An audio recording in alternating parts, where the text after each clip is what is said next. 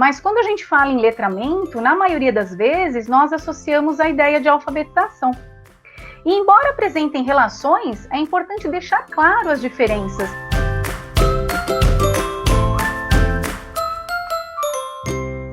Olá, eu sou a Cris, aqui do Colégio Espírito Santo no Tatuapé, em São Paulo, e estou com a Rosângela hoje para falarmos um pouquinho sobre letramento. A Rosângela é do Colégio Estela Matutina de Juiz de Fora, e nós fazemos parte da Rede Missionária de Educação Servas do Espírito Santo, que também tem outros 2 colégios, o Sagrado em Belo Horizonte e o Coração de Maria no Rio de Janeiro.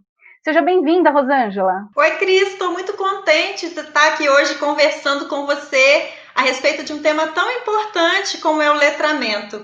A Cris vai falar um pouco para a gente a respeito do letramento nas séries iniciais e em seguida eu volto conversando um pouco sobre o letramento nas séries finais. É isso mesmo, Rosângela. O letramento é um tema muito importante, mas quando a gente fala em letramento, na maioria das vezes, nós associamos a ideia de alfabetização.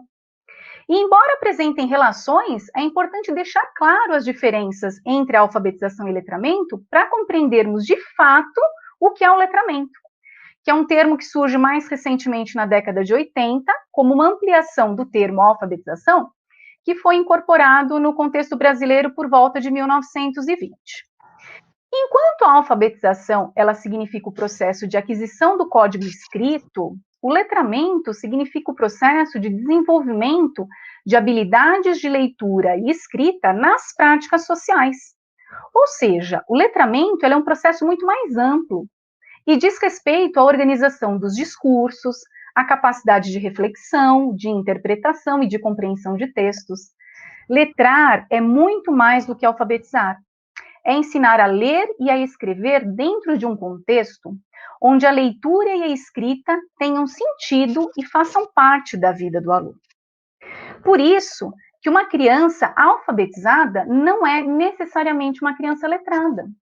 O aprendizado da leitura e da escrita é um processo precursor do desenvolvimento da capacidade crítica e autônoma. Então, mesmo com essas suas diferenças, é recomendado que alfabetizar e letrar aconteçam paralelamente, entendendo esses processos como complementares. Ou seja, toda criança deve ser alfabetizada ao mesmo tempo em que é letrada. E o letramento, é importante a gente destacar que ele está presente em todas as fases do aprendizado, sendo introduzido, inclusive, antes mesmo do início formal do processo de alfabetização. Portanto, as práticas letradas, elas devem ser estimuladas desde a educação infantil. E são inúmeras, as atividades que podem e devem ser realizadas para que o letramento seja desenvolvido de uma maneira adequada e significativa. Por exemplo, a sala de aula, ela precisa ser um ambiente lúdico, precisa ter livros, jornais, histórias, materiais diversos, para que as crianças percebam que as representações estão por todos os lados e que elas precisam se apropriar e entender como se dá a comunicação. E a escola, lógico, ela é a instituição propícia para isso. É quem, de fato, proporciona o desenvolvimento dessas habilidades. Mas o processo de alfabetização e letramento não ficam restritos apenas à escola. Esses processos se concretizam, e principalmente o processo de letramento, na sociedade.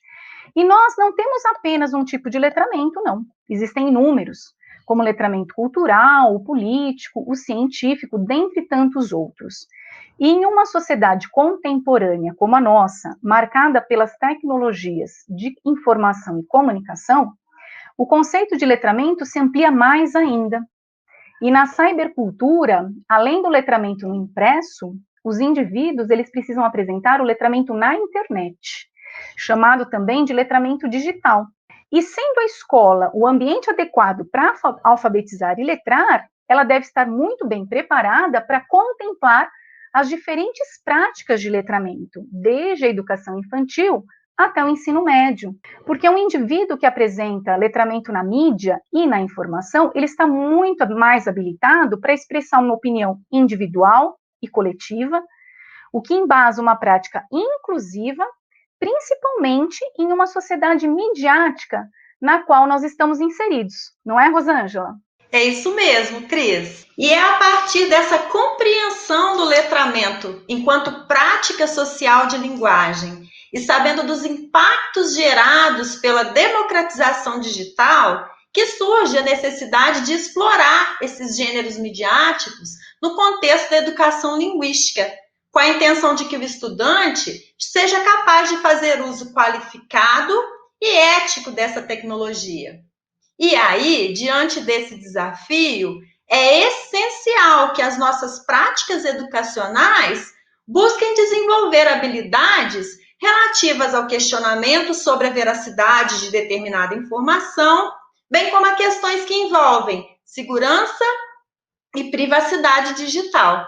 Essas demandas vão surgir principalmente vinculadas aí ao crescimento das fake news e dos discursos de ódio que têm sido alimentados pelo anonimato das redes. Dessa forma, as sequências didáticas envolvendo práticas de leitura e escrita em plataformas como Twitter e fóruns de discussão devem ser incorporadas às aulas, além do trabalho com esses gêneros midiáticos que você mencionou, não é verdade, Cris? Como os memes, os podcasts e mesmo as fanfics. Assim, buscando atender essa nova ordem social e proporcionando ao nosso aluno situações mais reais e mais significativas também de uso da língua. Ao trabalhar, por exemplo, com podcasts e mesmo as plataformas de produção e hospedagem desse gênero, por exemplo, nosso aluno vai ser estimulado a construir não só uma escrita mais autêntica, mas também a desenvolver uma leitura mais aprofundada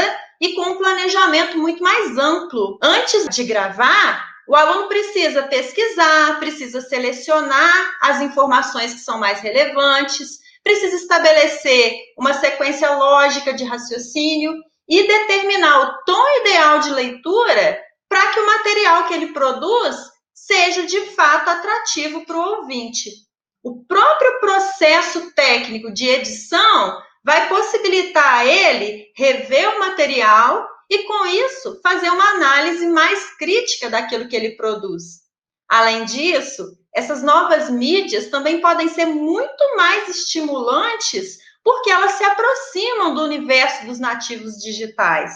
Por exemplo, a leitura de uma obra clássica que tem o intuito de adaptação em forma de fanfic pode ser realizada de uma maneira muito mais prazerosa, criativa e significativa, não é verdade, Cris?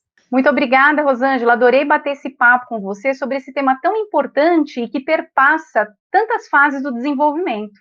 Foi ótimo o nosso diálogo. Obrigada, viu? Ô, Cris, também adorei, viu? Foi ótimo.